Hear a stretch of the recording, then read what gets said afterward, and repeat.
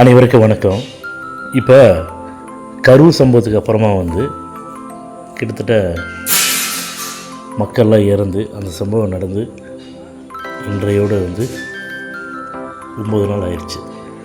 இந்த 9 நாளில் டிவிகே தலைவர் அவர்கள் சரியாக பார்க்கல அப்படின்னு சொல்லிட்டு இது வரைக்கும் நான் நேற்று கூட ஒரு பதிவு போட்டு வந்தேன். அதாவது இந்த நம்ம தமிழ்நாட்டில் இருக்கக்கூடிய பத்திரிகை மற்றும் ஊடகங்கள் உண்மையை பேச மாட்டேங்குது அப்படிங்கிறத நான் சொன்னேன். இன்றைக்கி கூட மிகப்பெரிய ஒரு நியூஸ் சேனல் என்ன பண்ணுறாங்கன்னா, விஜய் அவர்கள் போய் மக்களை பார்க்காதங்காட்டி மக்கள் விஜய் அவர்கள் மேலே கடுங்கோபத்தில் இருக்காங்க அப்படின்னு கண்டமேனிக்கு அவங்க வாயில் என்ன வருதோ அதை நியூஸில் வெளியிடுறாங்க. திரும்ப நான் சொல்கிறேங்க, மக்களுக்கு தெரியும்.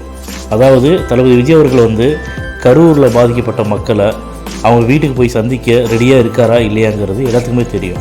ஏன்னா இப்போ சாதாரணமாக மக்கள் நீங்களோ நானோ போயிட்டு கரூர் மக்களை பார்த்துட்டு வரலாம். ஆனால் ஒரு தலைவர் அப்படிங்கிற ஸ்தானத்தில் அவர் இருக்கார். தலைவர் ஸ்தானத்தில் இருக்கிறவர் நாளைய முதல்வர் ஸ்தானத்தில் இருக்கார். மெயினாக முக்கியமாக சொல்ல வேண்டியது அதுதான்.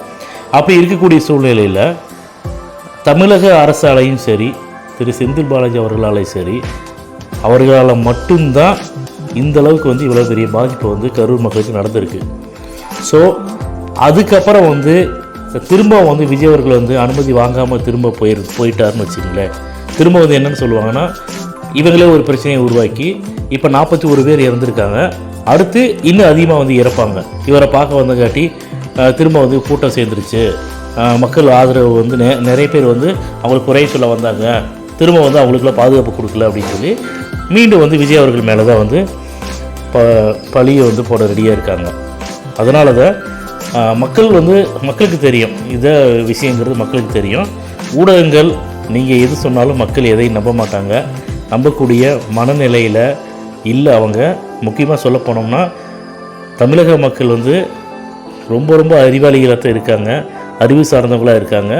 நீங்கள் சொல்கிறக்கூடிய கட்டுக்கதை எல்லாமே அவங்க நம்பக்கூடிய இடத்துல அவங்க இல்லை. நீங்கள் எது வேணாலும் நீங்கள் சொல்லிட்டு போங்க, ஆளுங்கட்சி என்ன சொல்லுதோ. இப்போ ஒரு சிஎம் ஒரு ப்ரெஸ் மீட் கொடுக்குறாருன்னா சில கொஸ்டின் எழுதி வச்சுட்டு இந்த கேள்வி தான் கேட்கணும், அந்த கேள்வி தான் கேட்கணும்னு சொல்லிட்டு குறிப்பிட்ட கேள்வியை மட்டும்தான் சிஎம்கிட்டே கேட்க சொல்லி விடுறாங்க.